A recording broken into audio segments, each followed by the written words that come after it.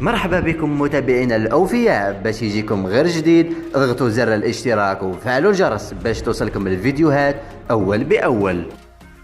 أعلن مدرب بروسيا دورتموند أخبار غير سارة لنظيره في منتخب الجزائري السويسري فلاديمير بيتكوفيتش بشأن اللاعب رامي بن سبعيني. وبعد عودة بن سبعيني إلى الواجهة بشكل لافت في الأسابيع الماضية سواء مع ناديه أو مع منتخب الجزائر، بات إلى أنه مهدد بعدم التواجد في معسكر الخضر لشهر نوفمبر بعد تعرضه للإصابة. وتحدث مدرب بروسيا دورتموند لصحيفة فوتبول الألمانية قائلا: رامي بن سبعيني داخل المباراة الأخيرة أمام لايفزيغ وهو يعاني من إصابة، وخرج وهو يعرج ما مدى خطورة إصابته في الأيام القادمة.